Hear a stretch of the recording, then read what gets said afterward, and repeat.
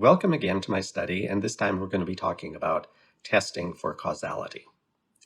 This turns out to be a very interesting topic, and our test case will be the history of the tobacco industry's denial that smoking causes cancer. We're going to be looking at that. They insisted on that for several decades and finally admitted smoking does cause cancer. The evidence is clear. So the question is, were they merely denying the evidence, or did they have a sophisticated statistical basis for resisting the claim that smoking caused cancer? So we're talking about Chapter 7 of the Giere book, and the first thing to do is to figure out how we're going to develop a Giere-like program for assessing causal studies. So we're going to talk about models for individuals, models for populations, and effectiveness in a population.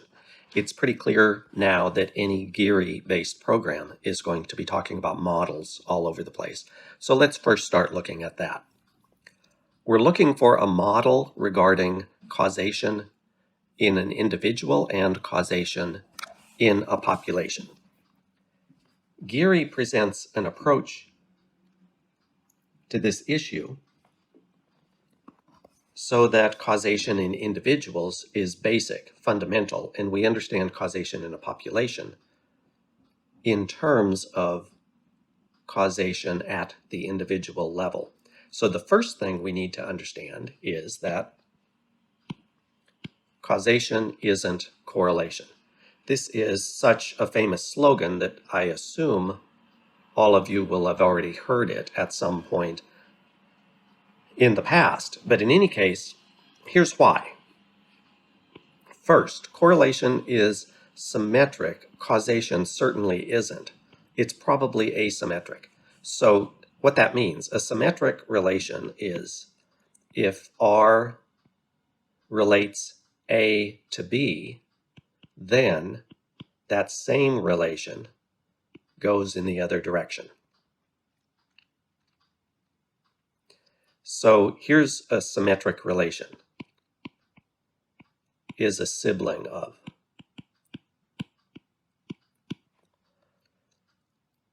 So if A is a sibling of B, then also B is a sibling of A. That's what symmetry involves. Notice a non-symmetric relation is this. Instead of sibling, if you use brother or sister, then we get a non-symmetric relation. So we have symmetry, we have asymmetry, but then in between is non-symmetry. So asymmetry would be if A is related to B by this relation, whatever it is, then B isn't related to R, isn't related to A by R. So symmetry allows us to go from the ordered pair AB to the ordered pair BA. Non-symmetry prevents us from doing that. Asymmetry lets us go to the denial. So is a brother of is a non-symmetric relation. What would an asymmetric relation be? The reason, by the way, that it's non-symmetric is sometimes if A is a brother of B, B is a brother of A, but just not always. So I have two brothers. So if I'm a brother of Tim, then Tim is a brother of me. That's perfectly fine. But sisters also have brothers. If Jared is a brother of Brittany, which is something about my family, Brittany is not a brother of Jared, because she's not anybody's brother, but she is his sister. So what would an asymmetric relation be? How about this? I don't know if we should say a or the father of or mother of relation, where we mean that in the biological sense, not in any other sense. So is the biological father of, A is the biological father of B, implies that B is not the biological father of A. So we have symmetric, non-symmetric, and asymmetric relations. And causation is probably asymmetric, but it's at least not symmetric. It's asymmetric because if X causes Y, Y is the effect, X is the cause, and that would mean Y doesn't cause X.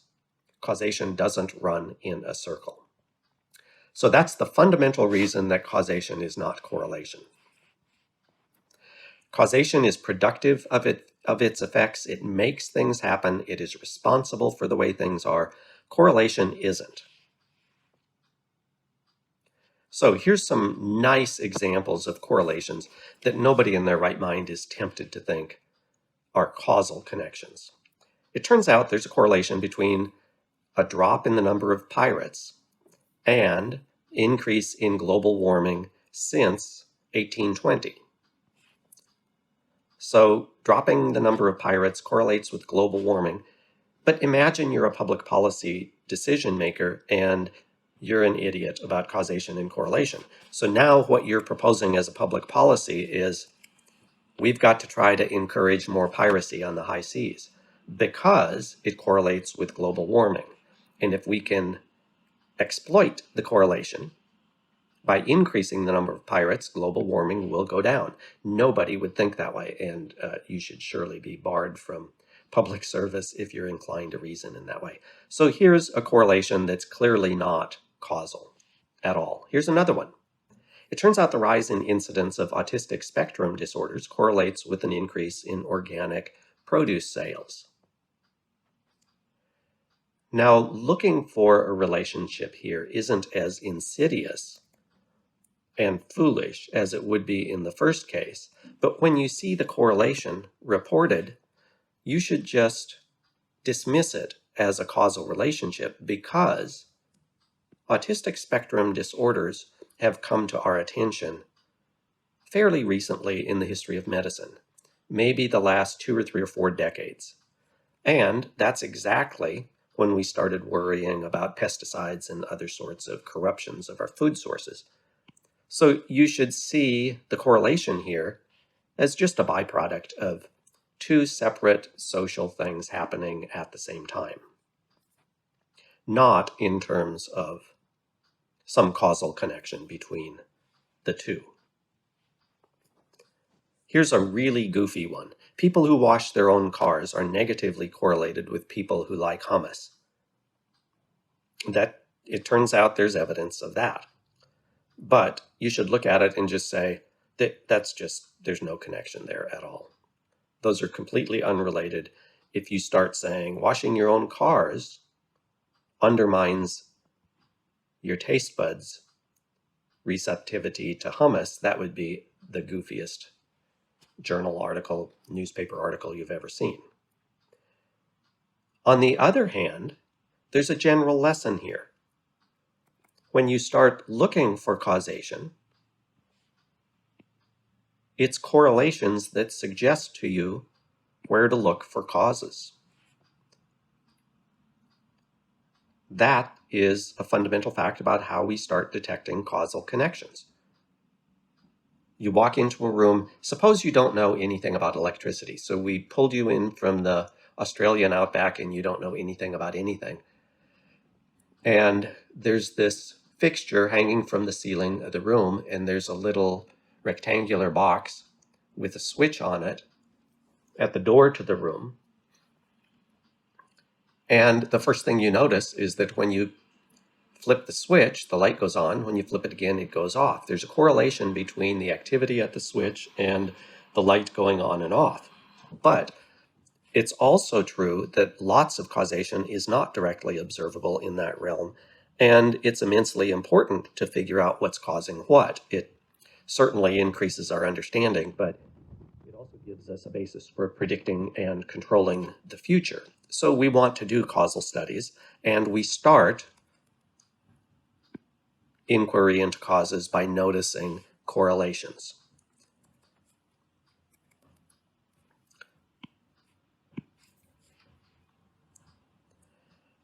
When you look at the notes, there's some things to look at about this. that will be useful if you need to do it. The one that I will highlight the most, though, is the Maudlin review of Judea-Pearl's. Judea-Pearl claims we've had a kind of Copernican Einsteinian revolution in causal study. And not surprisingly, it's because of his work, he claims. But the revolution is that we have a new approach to causation. That's a U, even though it doesn't look like one. A new approach to causation where you build explicitly causal models. And then you test for causation. So the test usually, on Pearl's way of thinking, involves a wiggle of some sort, and the light switch at the door of a room is a good example. If you want to test whether the switch is causing the light to come on and off, what you do is you toggle the switch over and over to see. So Pearl says we develop causal models, and they are explicitly causal, making a claim about what causes what. And he says this is a revolution in our approach to causation. Tim Maudlin is a famous philosopher of science, especially philosopher of physics. And what he points out is there are two different approaches here. There's the Pearl approach, where you develop causal models, and then there's the big data approach. The big data approach works like this. Let's talk a moment about the smoking cases. So suppose you want to know, does smoking cause lung cancer? So what you're going to do is you're going to have an experimental group and you're going to have a control group. We'll see why this is important later on.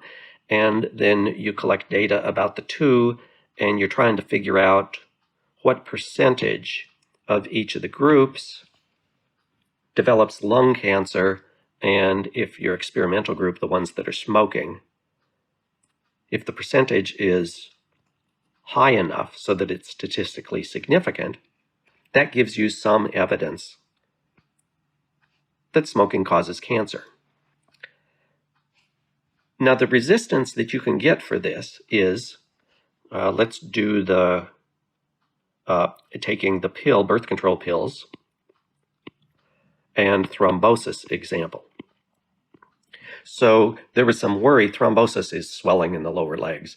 And there was a worry that taking birth control pills causes thrombosis. So you do the same thing again. You have an experimental group, you have a control group, and then you see what percentage of the women who take birth control pills develop thrombosis and what percentage of the control group, the group that doesn't take the pill, develops thrombosis. And here was an astonishing result.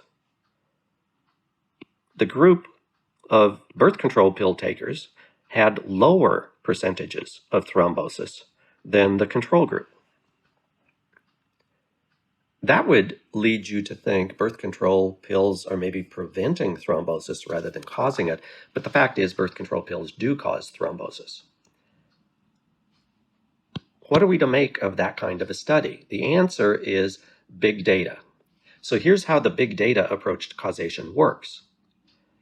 When you're doing your experimental group and your control group, you not only have to make sure that your experimental group are people that are taking the pill and your control group are people that are not taking the pill, but you have to control for other factors.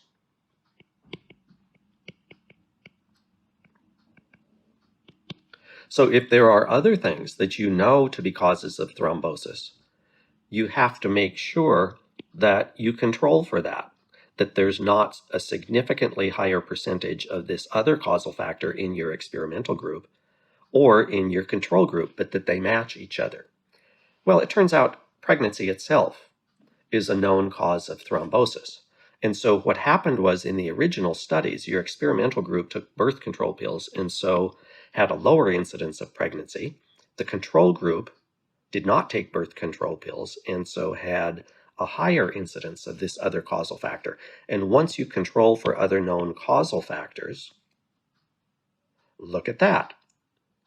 the correlation showed up between birth control pills and thrombosis.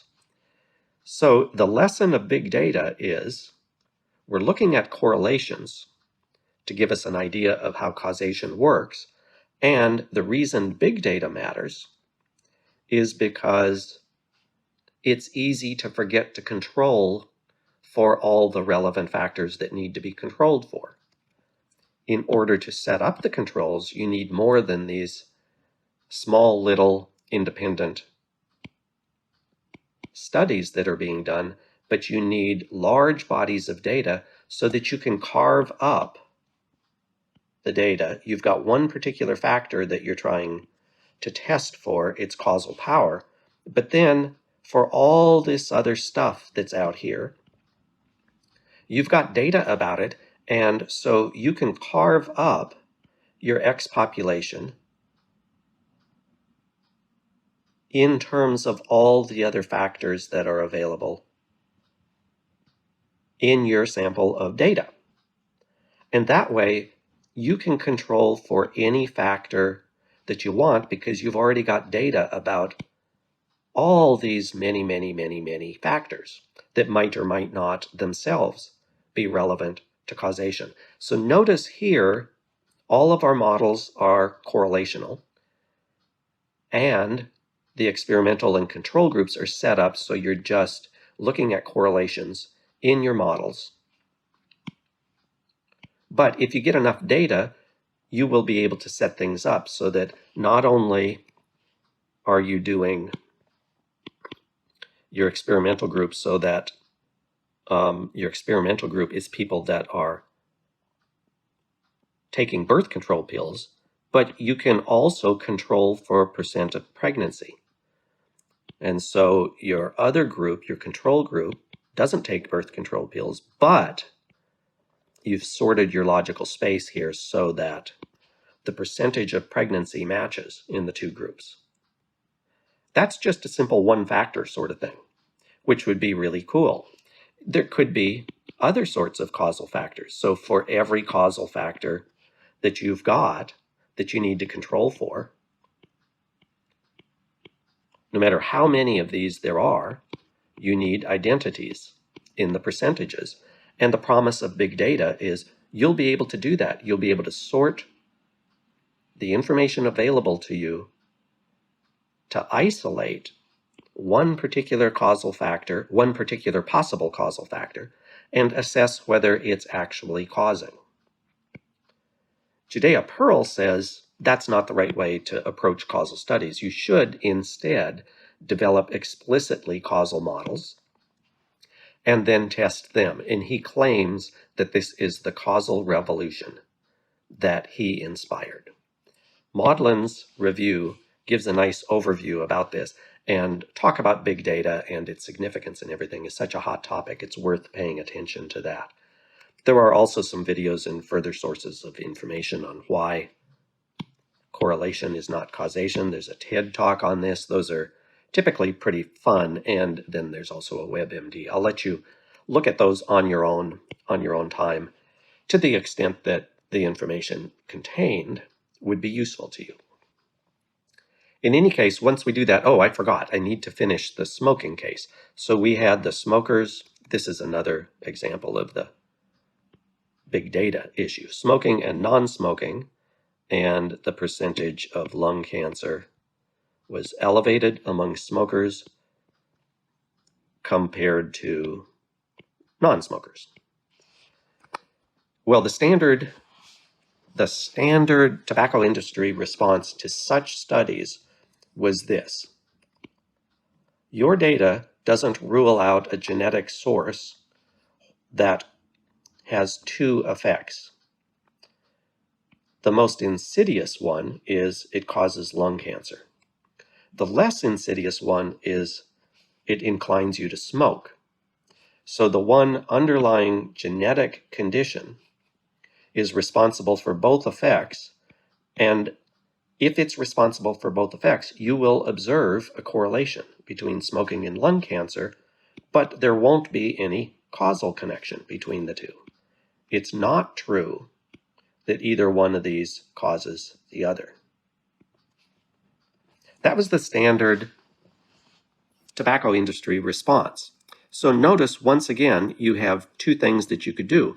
One is you could develop explicit causal models of the sort that Judea Pearl thinks should be done. The other thing is you could, if you had bigger data sets, you could carve up your big data set to control for this genetic information.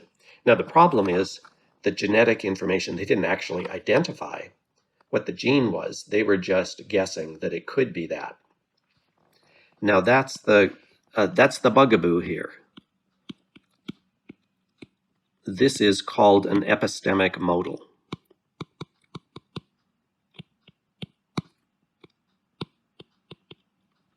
And the reason it's a bugaboo here is because you can always say, well, it might be something else. That's the, I call it the dilettante response.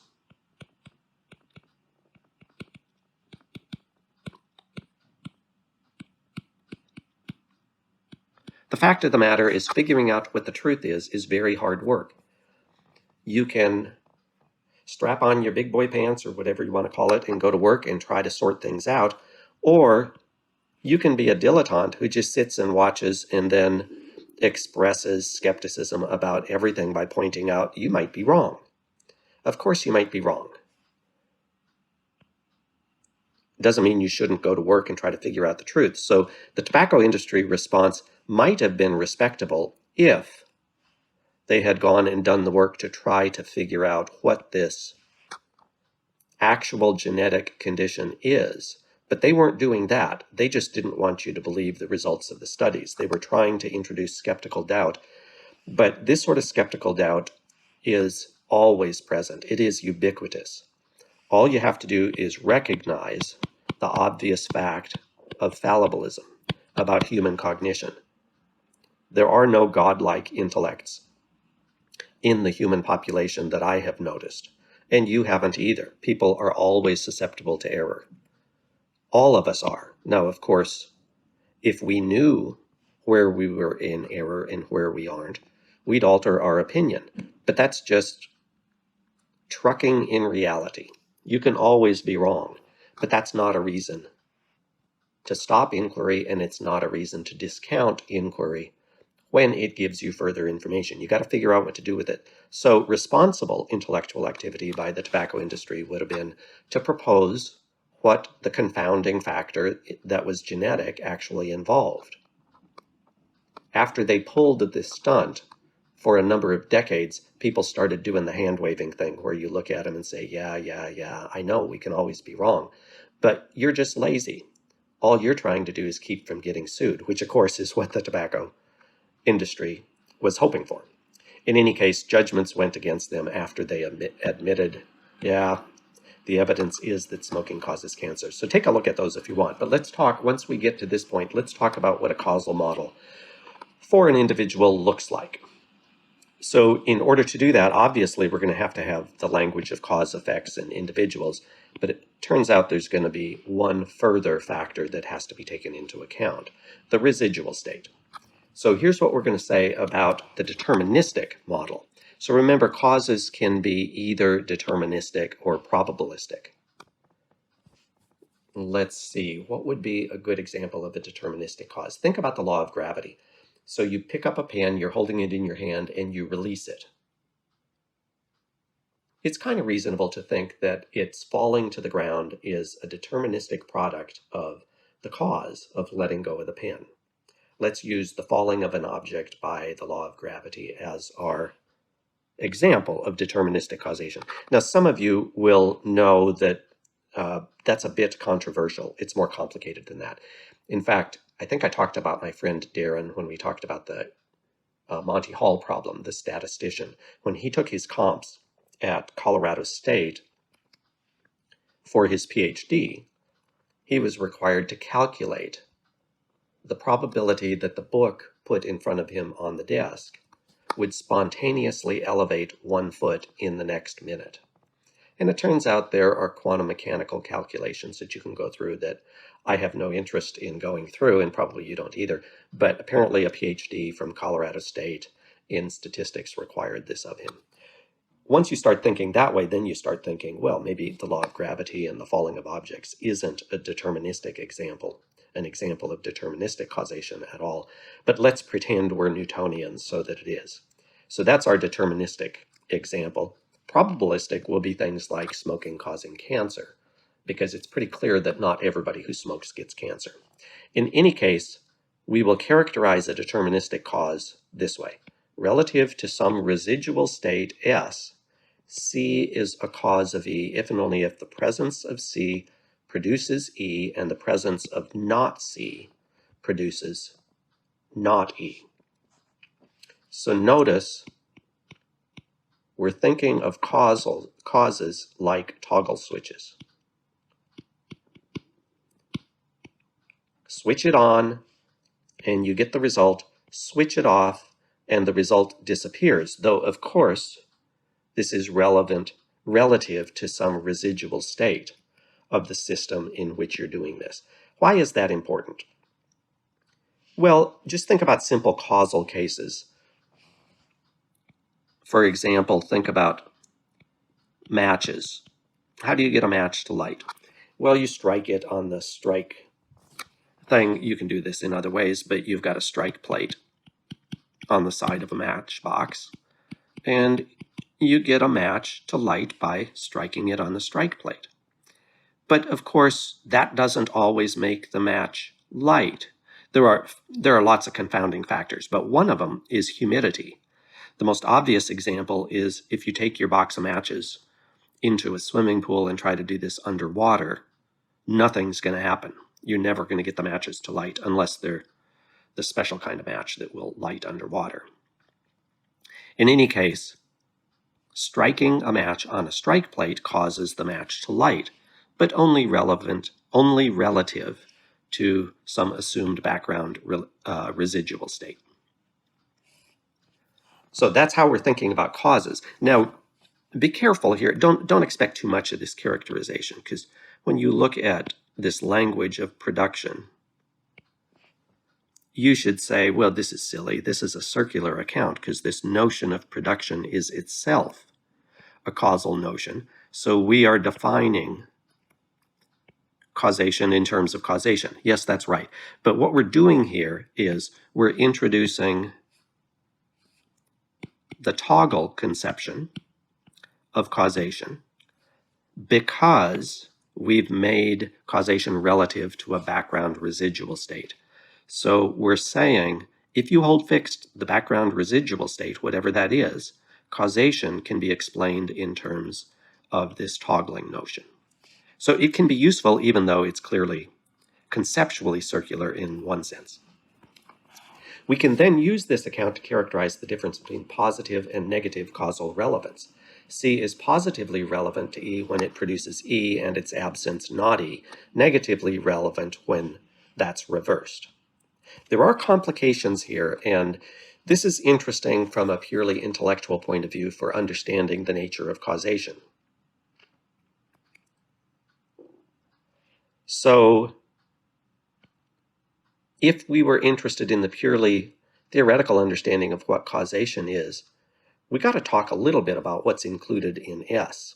Suppose S contains itself deterministic causes of either E or not E.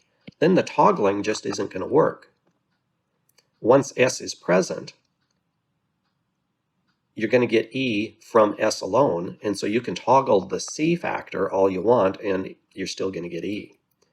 So relative to some background states, the toggle idea is going to work, and in some cases it won't. What if C isn't relative to S, a cause of E, but there's some aspect of S which together with C is a cause? So you fixed the background context S, and toggling works perfectly fine. And so you conclude that C is a cause of E.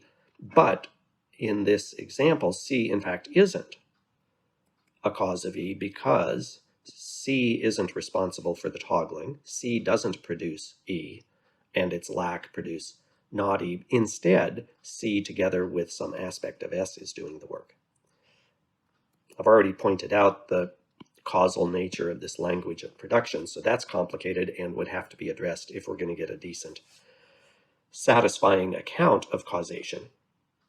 And so that would have to be replaced by something else as well. In any case, we're not so much interested in the theoretical project of saying exactly what causation involves, but instead understanding how causal studies work. The lesson, the takeaway here is that saying exactly what causation involves is complicated. It's a hard project. We're just going to bypass it. What about indeterministic causation? What shall we say here? First, indeterministic causation is resisted by some people. And I want to point this out because PSR plays a really important role, at least as a background supposition for any investigation in the world. So the principle of sufficient reason, sometimes this is about reasons, sometimes it's about causes. If it's about reasons, it's you watch somebody do something and you want to know why are they doing that. And you are presupposing that there's some reason or another, some explanation, some cause or other of why they did it rather than didn't do it. So the principle of sufficient reason is a universal claim that there's always an explanation or cause or whatever. Now, recent physics, contemporary physics, tells us that the principle of sufficient reason is false. Sometimes things happen and there's only a chance that they happen. They're completely indeterministic events or whatever. So if you ask why did it happen rather than not happen, the answer is there is no story to be told here. Determinism is very attractive and guides lots of our investigations into the world. In fact, it's central for the rise of modern science to assume that there's always an explanation and start looking for it. But the principle of sufficient reason is false for both philosophical and scientific reasons. Quantum mechanics implies that it's false. It also implies that determinism shouldn't be endorsed.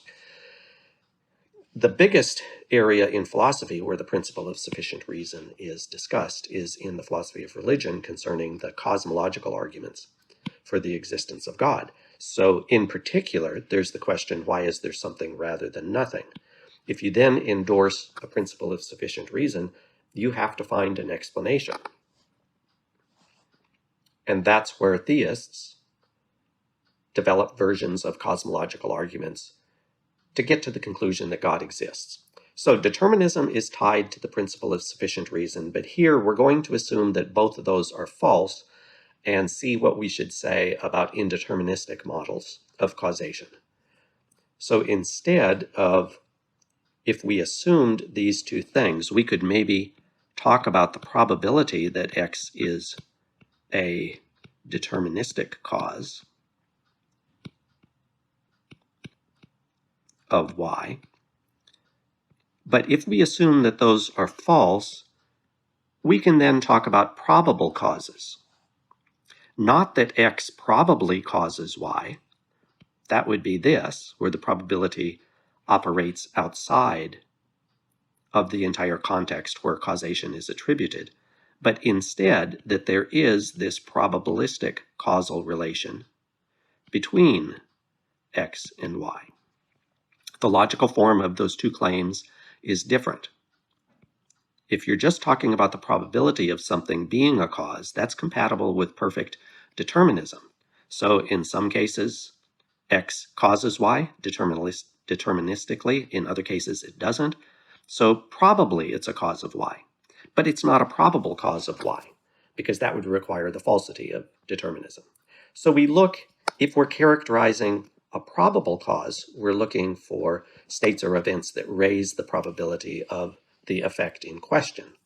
And here, positive probabilistic causal relevance, we've talked about before.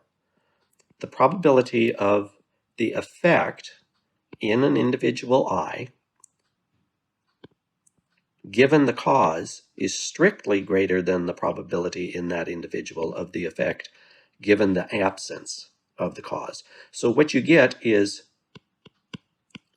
the cause can be toggled on or off. It's like a switch. and toggling it raises the probability of the effect.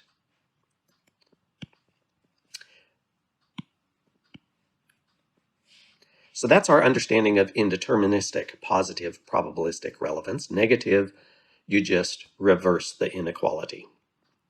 The absence of the cause raises the probability over the presence of the cause of the effect. Not surprisingly, there are going to be complications here that a full understanding of probabilistic causation will have to address. Again, we have the residual state, which is going to have to be taken into account. It is assumed to be present in combination with whatever the condition is that we're talking about, whether the presence or the absence of the cause. And the elements involved in S might be interacting with or preempting the causal effects of C. So think about how poisons work. Poisons kill people. But sometimes, I've heard taking highly acidic things, ingesting highly acidic things, like Drano or something like that, will kill a person. Don't test this. But maybe if you ingest a whole bunch of some base prior to ingesting the Drano, or at least there'd be some amount that would neutralize the acidic effect. So there we get interaction. Cases of preemption, these are usually cases these are gruesome cases. So you've got Assassin 1 and Assassin 2, both of whom are expert marksmen, and you've got them trying to kill some politician by shooting a bullet at them. Now, there's a couple of different things that could happen. So the politician ends up dead. So somebody killed this politician. Who killed him?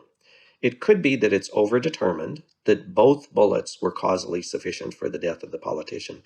But it could also go differently. For example, the paths of the two bullets could intersect before getting to the politician, and where, say, the first bullet cut through the second bullet, sending its parts in opposite directions. Now we get a case of preemption, where if it hadn't been for the first assassin, the death of the politician would be due to the second assassin. That's what preemption looks like. So there's causal overdetermination, there's preemption, there's interaction between elements of the background residual state and the causes we're trying to characterize. All of this complicates things. And then there's the smoking example about common causes too. That's a confounding factor. So lots of things to be worked on if you want to understand probabilistic causation. Lesson, same as before. Causation, either deterministic or probabilistic, is hard to figure out carefully. In any case, that gives us some background for models for for individuals. How do we extend this? How do we use that characterization to talk about models for populations? The Giere book proposes that causation in populations should be defined or understood in terms of causation in the individuals that make up the population. So, C is causally relevant for E in a given population if this is a very minimal condition. There's at least one member of the population for whom C is causally relevant for E. That's going to be our understanding for deterministic causation in a population. Since we can't run tests for every individual, we imagine testing for the presence of such individuals by checking the percentage of members of the population that are characterized by E, toggling the C not C switch, and checking the percentages again. Then if there's at least one member of the population for whom the toggling produces the effect, our sampling method has some chance of revealing that. We thus have several probabilities at work here, and this is the crucial thing for understanding how causal studies work. We have the probability of E in the actual population. We also have the probability of E in some new population, X. And the difference between X and U is we imagine changing all of the not C members to C members. So if you like symbols, the probability of E in this new population, X, is the probability in the actual population U of E, given that everybody in U is toggled to C. Okay, if you don't like formulas, look at the non-formula claim. And then we have another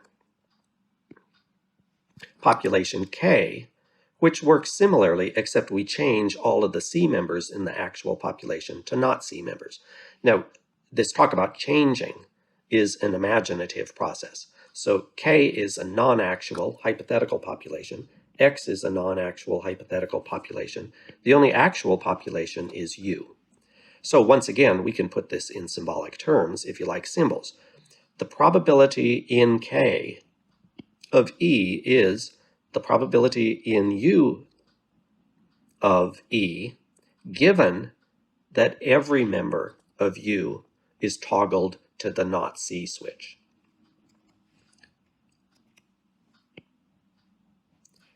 This is crucial because, and we have picked labels X and K to correspond with what we're looking for in causal studies. So in causal studies, remember, we have an experimental group. That's what X is doing for here. And then we have a control group. So we use K rather than C because in German, the word control starts with a K instead of a C. But that's what's going on. Population K is relevant to the control group. Population X, the experimental group. Probabilistic relevance is then, once again, a strict inequality between the probabilities of X and K. This language, in case you're not already clear about this, there are inequalities. We use two symbols. That's greater than or equal to. And this, without the underlying thing, rules out the or equal to. So this is strictly greater than. That's the symbol for strictly greater than. So we have two strict symbols, greater than and less than, and two non-strict symbols, greater than or equal to and less than or equal to. So the language of strict is just telling you which of those symbols is appropriate for representing the relationship. There are philosophical issues that I want to signal, but we're not going to focus on. Notice that this is merely a way of testing for causal relevance in a population, since the numbers could remain the same because of the problems we've already noted: interaction, overdetermination, and preemption. Notice also that a factor can be positively relevant for a population without being positively relevant for you, who is a member of that population. And recall that one of the reasons we're interested in causal studies is we want to make some sense of when the information that we glean should affect how you live your life. Well, it's a confounding factor when you notice that you can get information that says, oh my Lord, at the population level for human beings, there's some really bad news if you're exposed to C. So I guess I need to stop that. I guess I need to make sure I stay away from C, whatever C is. But you might be an outlier here, so that it's either irrelevant for you or not related to any practical decisions that you ever need to be making. But of course, you don't know that. So that's a confounding factor for applying the information. It's not exactly a problem for this way of thinking about causation. It's just a problem. It's one of those things where you can do the best you can and it might not work. Here's a technical question. And if you want to try to answer this for extra credit, send me an email and tell me the answer to this question. So here's the technical question. Would it matter if we replace the inequalities between the X and K populations with inequalities between not X and K, between U and X, or between U and K? could we replace one of the two populations? So we have, in the model we're looking at, we have U, X, and K.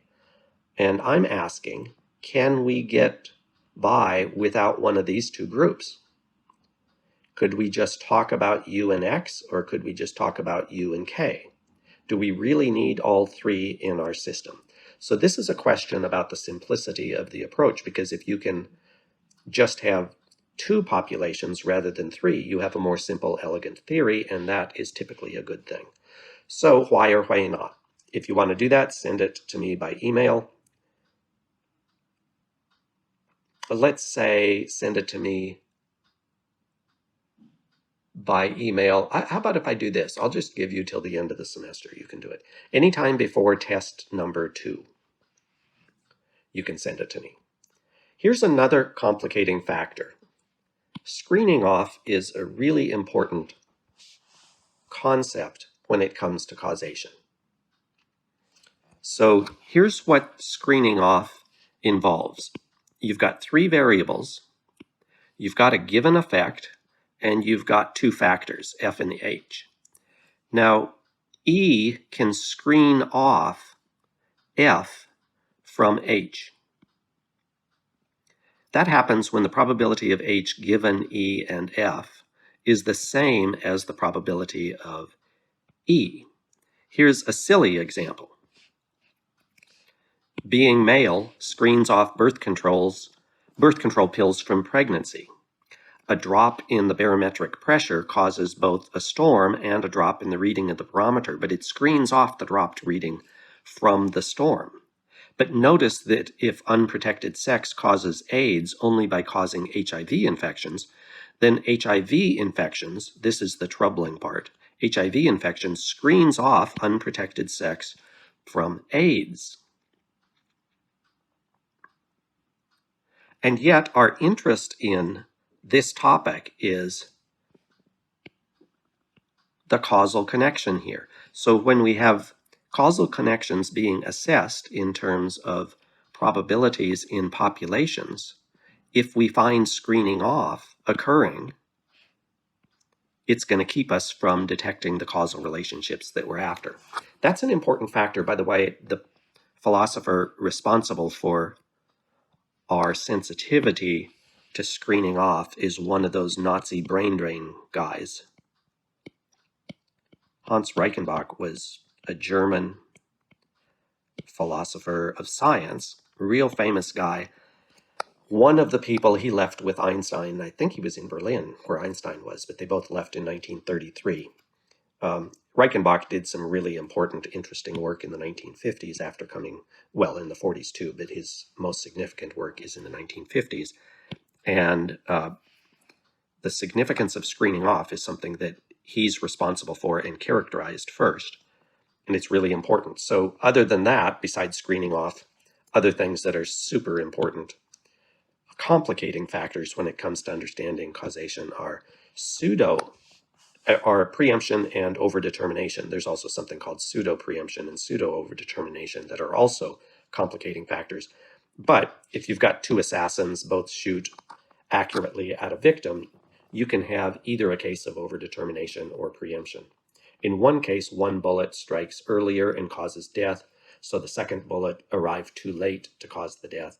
The 2 could arrive simultaneously, and either by itself would have been sufficient to cause death. The first one's preemption, the second one is overdetermination, and nothing we've said in our models is going to address cases like that. What's important, though, we're just going to pass over all of those issues. We'll say, those are technical problems to be solved by a full theory of causation. What we're more interested in, though, is applying our model so that we can generate an assessment of the effectiveness of a causal factor in a population. This isn't always possible, and not all test designs, as we will see, are effective for doing that, are adequate for generating a measure of effectiveness, but that's what we would like. So here's a practical problem to help us make some progress on the strength of a causal connection. Suppose you want to avoid a certain disease D, but you can't eliminate all of the known causal factors for getting it. You also know of 3 causal factors, but the 3 are exclusive of each other. So you can get rid of one of them, but then you're stuck with the other 2. Which one do you get rid of? Well, the obvious answer here is get rid of the worst. Pick the one that is the strongest positive factor for the disease. Which one is that? Here's what Giere tells us. For causation in an individual, the effectiveness of a causal factor is relative to E, the difference measure between these 2 probabilities. If you want, we could include the relative clause in the condition, where you can join it to see this is an alternative symbol for ampersand. So you can conjoin S with C in the first case, not C in the second, and then subtract the 2. So that is Giere's proposed subtraction standard for effectiveness of a causal factor. We saw reasons in correlational studies for thinking that's a rather, primitive statistical tool for measuring effectiveness, but that's okay. We're going to go with it because it's relatively simple, and we aren't trying to become master statisticians here. We're just trying to get some basic understanding of how this sort of testing ought to be done. For causation in a population, you similarly have a subtraction method where you subtract the probability in the experimental group of E from the effect in the control group. So in both cases, we get Giere proposing a simple subtraction method for measuring the strength of a causal connection. Here's a further technical question which you can pursue for extra credit if you'd like. If you recall in our earlier discussions of degrees of confirmation, you can look back at the slides and find it, and how it might be measured. I think there were 4 different measures I talked about. You might be able to develop alternatives to Giere's account. So if you want extra credit, try to construct examples where alternative accounts of the strength of a causal connection would give different practical advice about which of the 3 options to pursue in trying to avoid disease D. This is a fairly big project, so the answer to the first one, I suppose, would get you maybe as much as a half a letter grade on the second exam in terms of bonus points. This one is a bigger project, so I would think if you do this and get credit for it, it will get you, say, half a letter grade for the entire course, which is at least as much as a letter grade on an exam. That's the information that we needed from Chapter 7, so we turn to the various kinds of causal studies that can be proposed in the next chapter, Chapter 8.